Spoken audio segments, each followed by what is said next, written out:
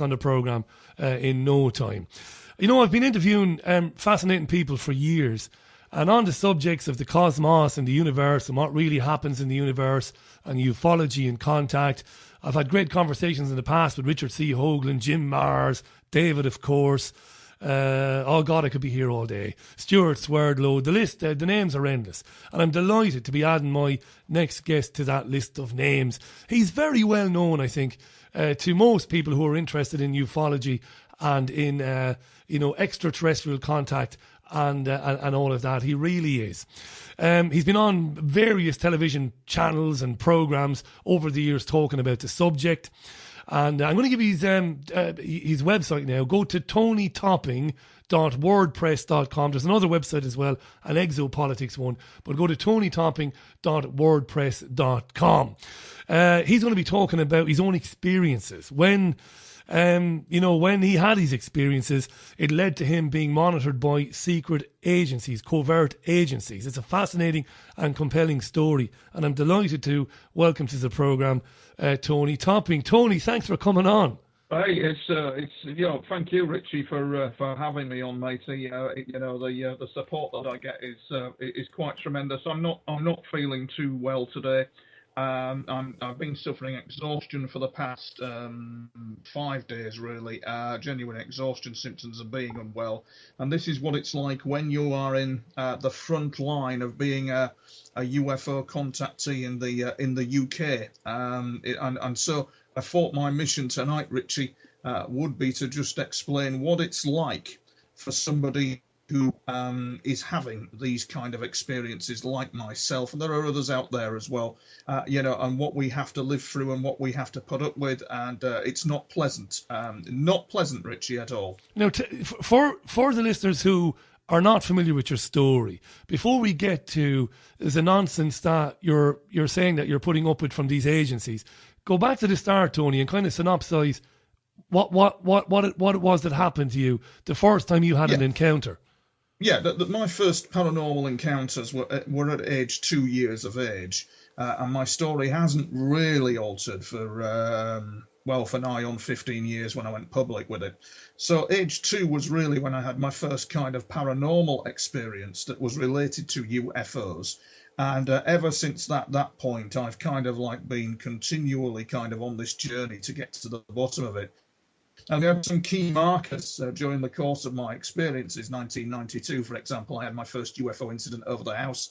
Looked like something out of Close Encounters. Little would I know that years down the line, I would then end up having some major goings on, major heat, and some real shocking stuff happening. But back then, 92 comes over the house. A bit like something out of Close Encounters for about 5 seconds, flashing lights, the works. It was definitely, unmistakably, a UFO, and it disappeared. And nothing really happened, Richie, until about 96, really, where I started having this strange incidents of dots of light appearing in London when I was living in London and following me everywhere, which was quite bizarre. They still do to this day. And I thought that, I actually saw one of these dots of light in Praed Street, Paddington. I thought it was going to hit a block of flats, but it mysteriously vanished. I remember running to a fire engine and trying to tell the fire brigade lads that was going to crash into a block of flats, but it just vanished. And it didn't crash into the block of flats. And then we kind of like had to give a very brief synopsis for your listeners, we then had kind of like a major incident with a UFO coming over the house. We had various little incidents before then, but a major incident of a UFO in about 1999 come in over the house and illuminate a TV antenna twice. We tried to replicate that. We sent it off for analysis. And it was at that point, Richie, that all bloody hell broke loose, because whoever it was that was watching me knew a bit more about my experiences than I did. And it was because of that UFO coming in 1999 that I started getting strange phone calls.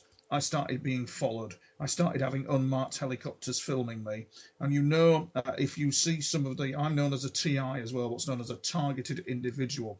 They do, though they will not admit it, they do have the technology for mind control and targeting of people with advanced remote mind control technology. Now, Tony, why did they begin following you? Was it because you started telling people about what you'd seen? Is that the reason? I'm not sure, Richie. This is the thing that I'm trying to get to the bottom of. I have a deep personal idea that it is a possibility that there's a number of components, including an esoteric one. To all intents and purposes, it was a many-faceted assault. So you had the mind control, you had the overt surveillance, you had the covert surveillance. To all intents and purposes, I'm the guy who's kind of like in the mainstream public with all this. I had people following me. Some examples of what they were doing with this technology were waking me up at 3 in the morning to go to the toilet on a regular basis, 3 and 4 in the morning, waking me up at 3 in the morning and 4 in the morning with audio effects, informing me of the high salaries that they were being paid to do this job with. Can I ask you, Tony? Can I ask you to explain that to our listeners, because that is serious stuff. That so you're being woken up at all hours in the morning. Yeah, now, are you targeted? Are you hearing stuff? Is it noise? Yeah. Is it something inside your? It's audio. Sorry, Richie. Yeah, I'm suffering exhaustion symptoms, so just guide me along. I will, of course. Yeah. I don't want to interrupt you at all, Tony. But this is really interesting to me. I'm fascinated by it. So and it's a lot of it is new to me. So I'm really interested in that. You getting up, because I've not had experiences like yours, but I have had periods in my life where I wake up at the same time every morning, 3:15, 3:20 a.m. non-stop. Might go on for weeks and weeks and weeks. Nothing like you. It's got nothing to do with ufology, but I'm very interested in it. So, and you knew that this was some sort of harassment. This was something external that was trying to get under your skin.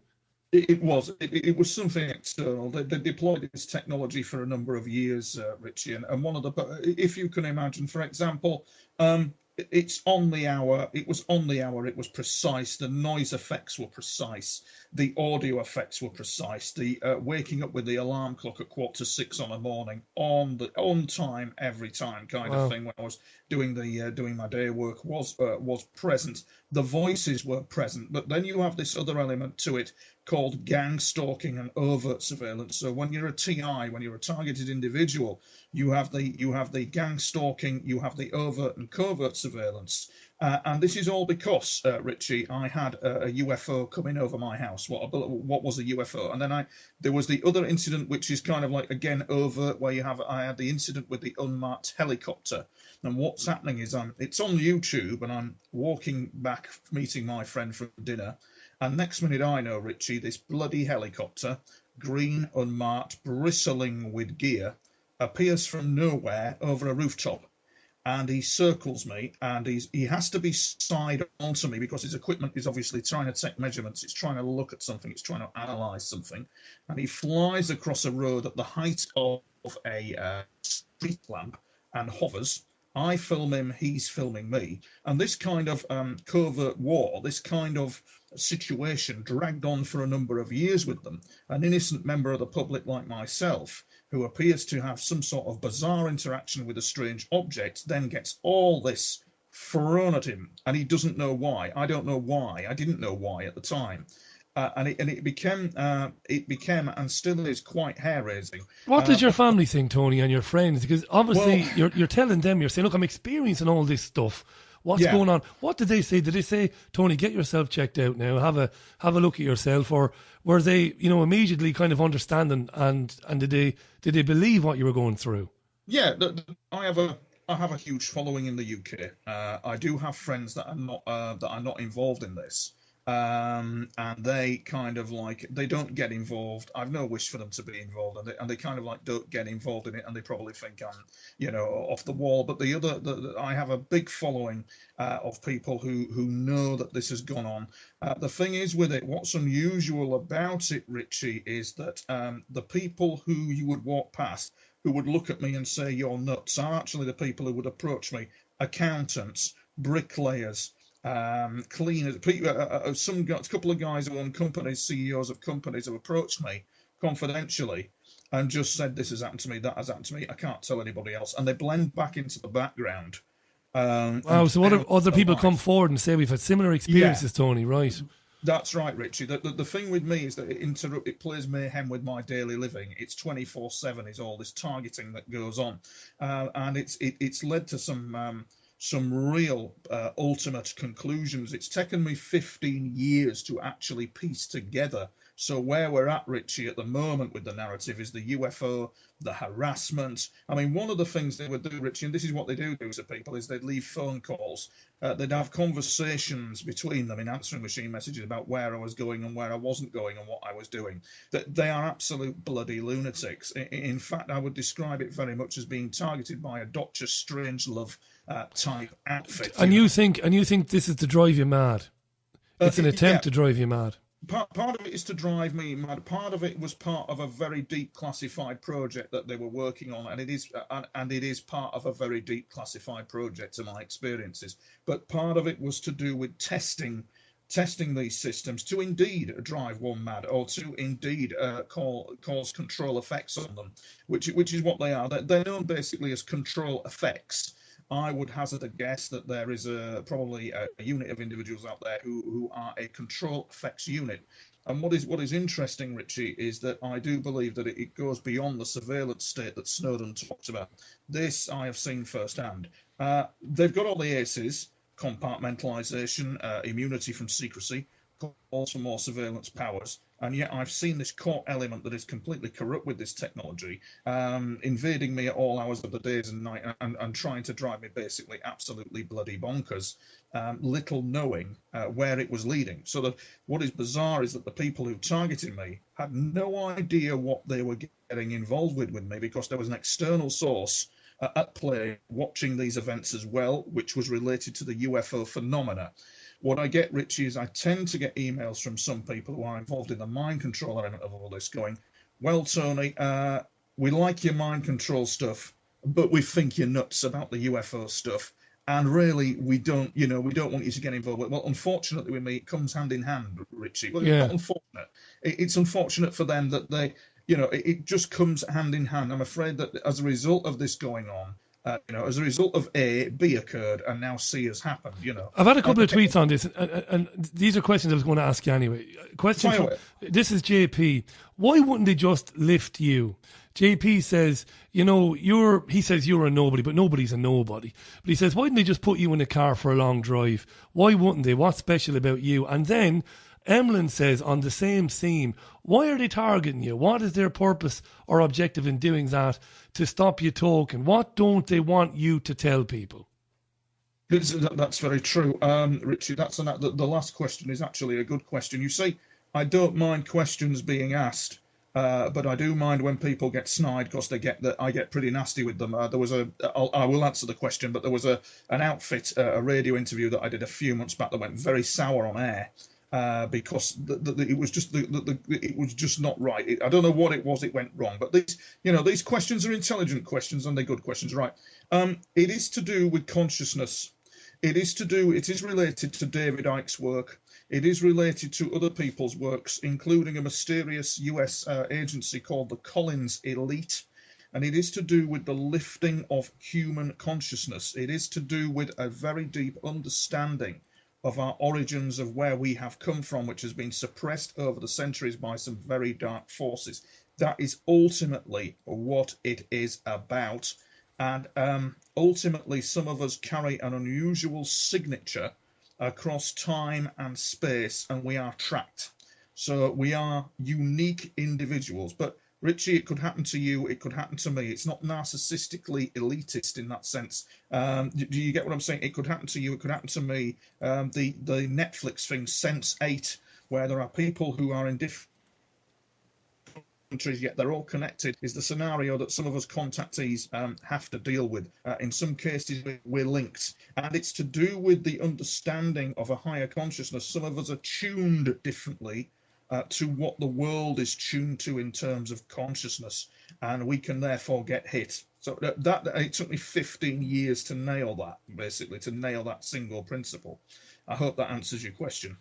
It does and it doesn't. It's interesting. I mean, is it something that happened, or is it information that they believe you received when you encountered these these UFOs over your house?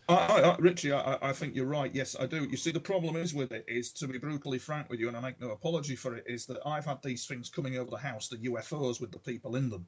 These people are not from round here. In other words, they're not human. What is disturbing about it is you read on the internet about the space brothers coming to help us, assist us, ascend us to the light, and all this. There's something very creepy about it. There's something very creepy about what they do as well, because nobody gives me the full story. Nobody gives me the full picture. There's a possibility, Richie, that I might go to the grave not actually knowing the full reason why this is going on. I'm 3/4 there with it, but it's the full reason why it's going on. It's elusive. It's darned elusive, and it's a game of elites. It's a game of power that I don't quite understand. And there might be some others out there, not just me, Richie, that are involved in it as well, that are getting targeted at the level I'm getting targeted at, and it can get quite hair-raising, Richie. It really can. These past 4 weeks have been absolutely hair-raising, because it is to do with the communication of evolved consciousness. There are other beings out there that are highly evolved in their consciousness, and it appears to be a level of liaison going on that is beyond the human kind of comprehension, that appears to be where it's at. This planet is a major battlefield for the lifting of consciousness. David Icke in his work, and others as well, is quite correct about all this, that there is a blocking of consciousness, and that appears to be what it's about.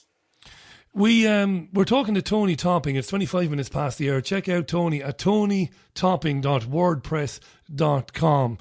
Tony's been talking about his own encounters with paranormal experiences, having paranormal experiences and encountering UFO craft, and what that's led. And it's led to him being harassed and monitored by secret agencies within the United Kingdom. If you've got any points to make on this, it's at Richie Allen Show on Twitter, Richie at richieallen.co.uk. There were a number of questions or points about Nick Pope, who worked for the Department of Defence, somebody I interviewed some years ago on television and on radio. And a lot of people who are interested in ufology and in alien encounters are very suspicious of Nick. And Nick, anybody who's ever interviewed Nick will tell you is that Nick says, he always says in the interviews that he keeps an open mind, but that he never saw any definitive proof. But neither has he never seen anything to definitively prove that these things don't happen. But yet, I've been asked to ask you, Tony, about your opinion on Nick Pope's work with the DOD. Is Nick being honest and saying that he doesn't know one way or the other, or do you think he knew more? I'll share with your listeners a variance in media spin on this subject. Let's go to Russia. Before we arrive at Nick, let's go to Russia. My research includes the subject of remote viewing. I'm not a remote viewer, but the system that involves remote viewing is so deep and so interesting that it gave me answers to questions, and I know how it works like the back of my hand. So I'm well versed in that. Within that is a guy called Joseph McMoneagle. Joseph McMoneagle was the United States military #1 remote viewer. He's got a Legion of Merit medal because he gathered intelligence by unorthodox means. And he put me in contact with a man called Alexei U. Savin. And Mr. Savin was in charge of the Russian operational psychic spy unit. He was involved in all that. He was involved in the kind of Russia's MOD with it all. He was involved in all that. He gave an interview to Pravda. In this interview in Pravda, he clearly stated that he had a special unit in the military that had contacted extraterrestrials via psychic means. Pravda, the Russian media, they were all very relaxed about this, and he welcomed that fact that they were all very relaxed about that his unit had done this. He'd used mainly women because they're very good at it, and no military information was given. It was all medical information that was being communicated. Change that back to Nick Pope in the Western media, and we've got this, and this kind of like towing of the party line, of the paradigm, of what we know that is acceptable within the media kind of thing. I'm in the media, but I'm a bit hot to handle. I'm very hot to handle with it, and I'm NUJ, and Nick's NUJ. I think you're NUJ, Richie. The thing is with Nick is that there was an incident on TalkSport that happened to me that involved a guy called Alec Newald and a book called Co-Evolution. Alec claims that he had received harassment from the Australian Research Defence Agency, don't know whether that's true, and also the Royal Institute of International Affairs. Therein lies the story with me, but I don't know whether that's true either. He got a knock at the door because his car, the car was confiscated. What he'd done, he'd been driving to Auckland, New Zealand. He'd disappeared.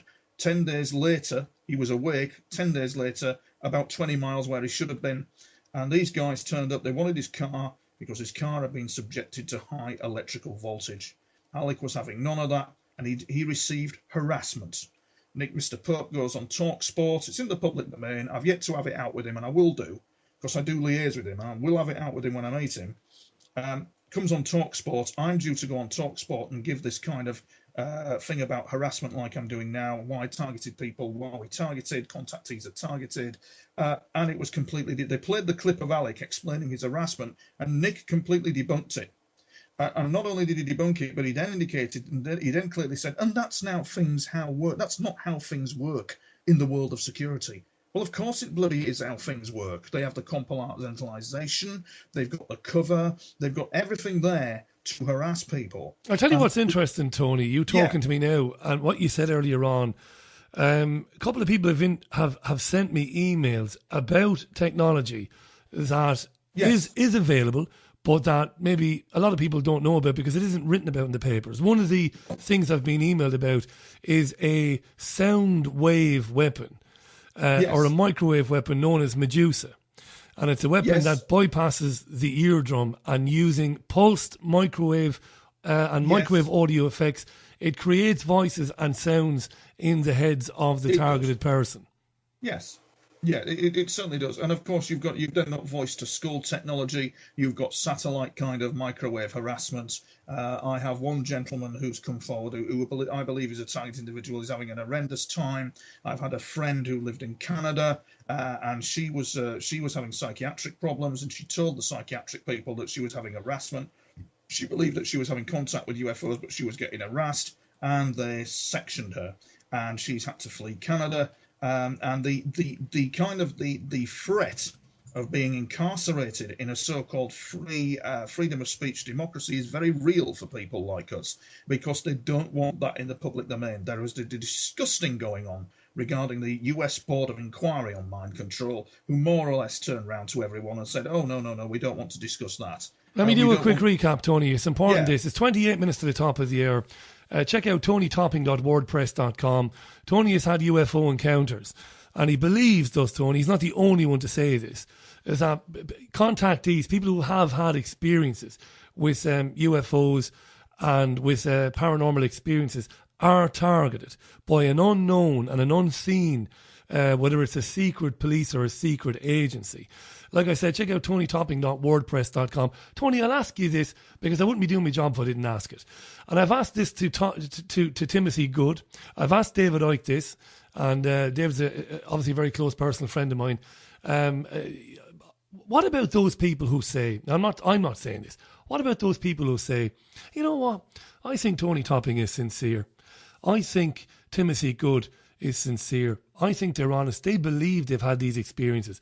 But what if they didn't? What if they were some kind of parapsychological experiences that, that we don't yet understand, kind of a thing? Now, some people will ask that. Tony, you've probably had that question before. What do you say to that? The data is overwhelming to prove the opposite. The data is overwhelming from the military to prove the opposite. The former military guys, the people involved in it, the data, the radar data, the sightings, the photographic analysis, the deathbed confessions is overwhelming. That would indicate that this is actually going on. With me, and this is interesting, I have got footage and I have got the analysis to go with it. And I'll be taking further footage with further analysis. There is, I do believe, a clear agenda in the UK for this to be not debated, for it to be debunked.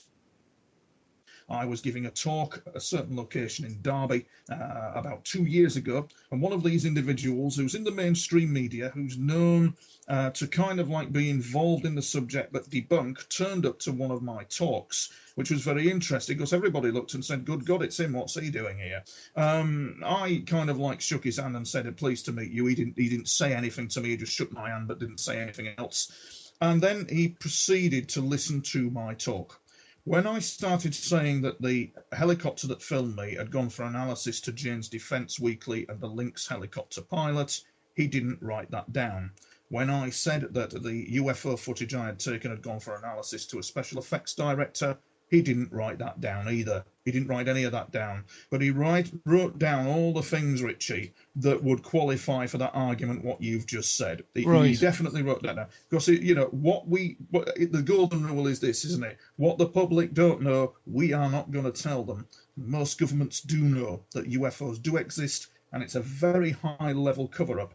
And the subject of individuals being targeted by mind control is also a very high-level cover-up as well, which is something to be greatly concerned about. Greatly concerned. Loads of questions. Alan was on task. What does Tony think of the theory that the Dulce underground base in the United States and others like it are used to house aliens that are working with the US military? Now, that's an interesting question, something I've heard before. Underground bases in the US and around the world working with extraterrestrial intelligence. Do you buy this, Tony?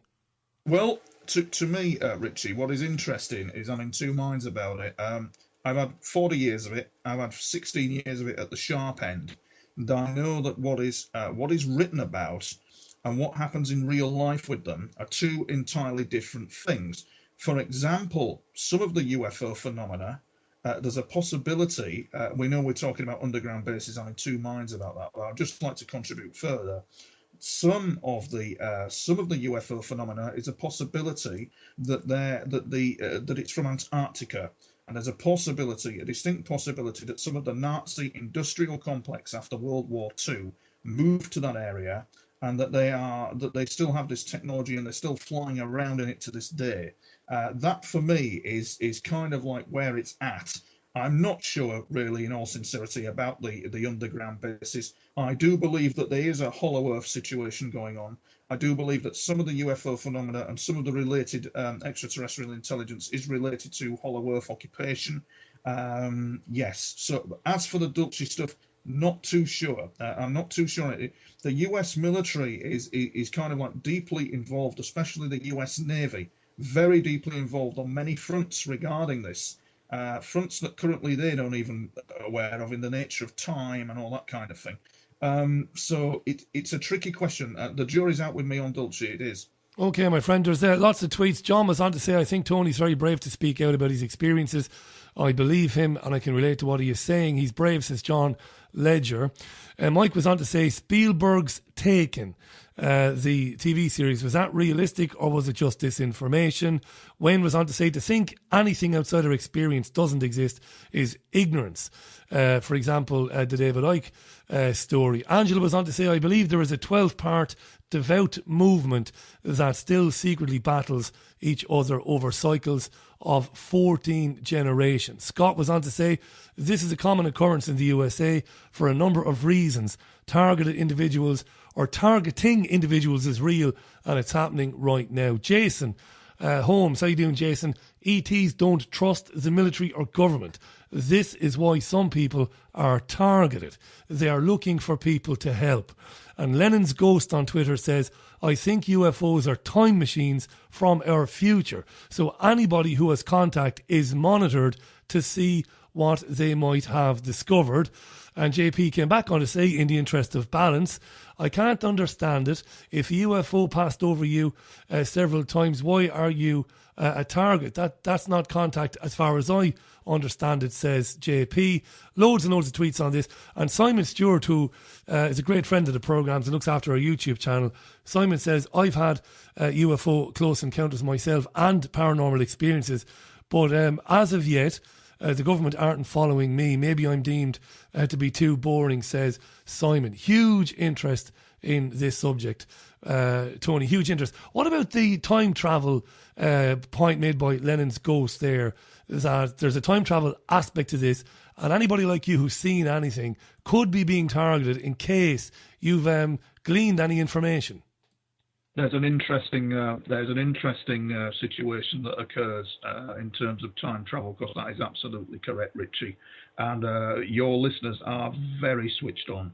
Some of the stuff they have been coming out with there has made my job easier, because it's all roughly quite correct. They've formed the jigsaw puzzle of your listeners, and they've very accurately pieced it together. I haven't talked about my contact experience with them yet, because obviously your question has not got round to that. Coming around to it now, this is fascinating. Okay. But basically, there is a time travel element to it. And what is also of interest is the fact that with me, there is something that I call the Yazmat paradox. The term Yazmat was delivered by these ETs who I've been speaking to in Sanskrit. It's a Sanskrit term meaning the causal nature of, meaning that at some bizarre level, I have triggered a paradox into the future, even now as I speak. They're not aware of it yet. And then what happens is I get a feedback loop. And what will also happen as well is that some of us who have been abducted, well, not abducted, but taken is the term, will have screen memories of it. But normally what will happen is if you are kind of like conversing with people who are from another dimension, you kind of like cross a spiritual domain, but you cross a time domain, Richie, where you're kind of like further forward in time because they're further forward in time in very simple terms. And then you're placed back into this century, into this time frame, into this day, this minute, this hour. And it leaves you with a very bizarre sense of displacement, as if you've been somewhere else. And you have got a signature, you're marked. And so, therefore, part of the USO phenomena is indeed to do with time, and it is indeed to do with the future. And not necessarily the past, but the future and the present it is definitely to do with. So your listener's spot on that one. Wow. Now, we've got about 10 minutes, Tony. I wanted to get to this kind of last, because this is really interesting. About your own contact experience, can you describe it? What happened exactly? How did you know you were in the presence of a being that was otherworldly? What did that feel like, and what ultimately happened? Well, what happened to me, there's been many incidents, Richie, but I think the most important one, you'll probably see that in the Facebook page, there is an excellent picture that's been emailed with two triangles, and it's a drawing. I don't know whether you've got it on your Facebook. I did send it to you this afternoon, and I don't know whether you can put it on. You Twitter did, and I can tweet it. Yeah, of course. What is fascinating about that is that I was been through 14 years of hell of targeting and carrying on, and this drip effect of having contact with them but not quite having contact with them, because these contact experiences that happen across a singularity. They happen across a domain which is a space-time continuum. Everything, my book is going to be called Voices from the Continuum, because it all happens, according to them, in the space-time continuum. And what is freaky about that, Richie, is that time as we know it has collapsed. That means that this is the year 2015 now. We're going to have some geezer further up the timeline coming into it, and it's kind of like something that contactees who are at the extreme end of it all have to deal with. But basically, I'll tell you this story, how it really began. None of them really stepped up to the mark and revealed themselves, apart from last year in 2014 when I was going to do some filming for, of all people, Channel 4. And on that particular morning, I was due to go to a prestigious institute in London. It was the height of the Ukraine crisis. And next minute, I know I'm asleep when this happened. And don't forget, I've filmed numerous things. I've got the photos. I mean, I recently filmed photoed one near Holy Island at Lindisfarne before I was giving a talk. One came in over the site. It's a spectacular shot. I think you've got on your Facebook. The point being is that I'm due to catch a train. I'm asleep. Next minute, I know, in this kind of like dreamscape that I am describing, these startling visions, Richie, and I mean startling visions of these two triangular craft and these clocks. And Lloyd Canning in this drawing has got them absolutely spot on. And one clock says 5 to midnight, the other clock says 1/4 to midnight. And what was even more fascinating, Richie, was this guy, who he must have been in his 30s, and he was Nordic looking, he was Scandinavian looking, blue eyes, blonde hair, all real as you are sat there, but in dreamscape. You kind of like, you think, bloody hellfire. And what had happened was he was talking to somebody, but we don't know who he was talking to, but he was definitely talking to someone. And so part of my experiences, Richie, believe it or not, and this is kind of like where it's at, appears to be part of some kind of black operation that involves some kind of advanced communication network. In other words, some element of the government somewhere in some countries liaising with these people. These people are not from round here. They're from the Andromeda galaxy. Andromeda is populated as a galaxy. It's scientific heresy to say that it is. It's the equivalent in our paradigm system of saying that the Earth is flat, kind of thing, or the Earth is not. You get where I'm coming from? It's yeah.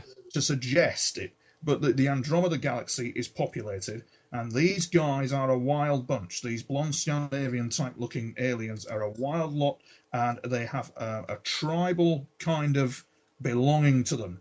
My friend in Sweden, Carl, in a village in the middle of nowhere, is having roughly the same liaison with them, and we can actually cross-correlate information between each other about what's going on. And they've come over the house a couple of times to check on me. They came over the house again a few weeks ago, and it was the most bizarre sensation, Richie. It was like a whooshing sound in the room, a very kind of calm sensation.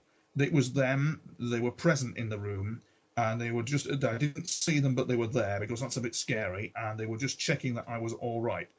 We don't know why they were doing that, and they're not coming forward to tell me why they were doing that, but they were there. And what is even more interesting is the fact that their craft is over the house, because they show these kind of deep visions of being here and then going on their way again. And the fact, what is even more bizarre is you got this vibe from them, Richie, that they were respectful of flying in our airspace. Can you believe that? This vibe. Right. Just respectful of being here, and just respectful that they were in my country's airspace. I mean, you're talking a serious piece of bloody hardware here, a triangle craft that they fly in that's kind of artificially intelligent. In other words, it is aware. It thinks. It's aware. Their craft, their technology is aware, which is quite fascinating. There was a lady in Czechoslovakia who's a contactee experiencer, not in the public domain, who sent me this fascinating story of her liaison with them and how they were referring to their craft with the greatest of affection. The craft had a name. It was as if it was part of their team. What, like we, well, not like all of us, but like some of us would name a car. Yes. Yeah. Yes, I've forgotten the name of the craft, Richie, what she called it. But yes, indeed, these craft are aware, and they are very, they're intelligent, they're aware, they're integrated in, and that actually brings up some serious ethical issues to do with a civilization being advanced in another galaxy that's conquered artificial intelligence, that's maybe conquered the light speed barrier, and therefore people like me will be targeted because of the technology side of it, because of what I might know and what I might not know, and what I don't even know, kind of like that others know, kind of thing. And that's what seems to happen with them. But unfortunately, Richie, on saying that, you can't trust anything, you can't trust anyone, you don't know what their true agenda is, nor what they've exposed me to. They tell me during the contact process that it was a spiritual journey, that I wouldn't understand their science, but it was a deep spiritual journey that I was undergoing. And Richie, some of their women are very punk-looking, very kind of, they're unmistakable, matey, blonde, blue-eyed, but kind of like wild-looking.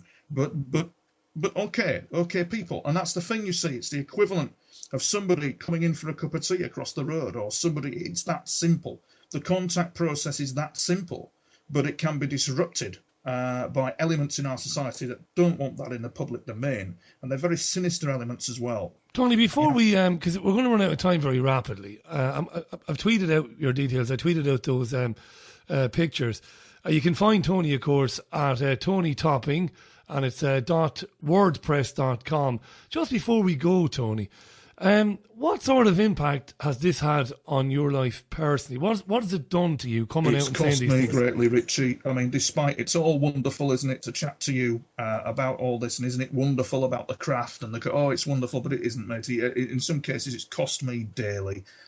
In many, many ways, it has cost me. I'm lucky enough to be one of the few individuals in the UK who's in the public domain and to be able to speak and get support of a lot of people, because people, Richie, know a bullshitter.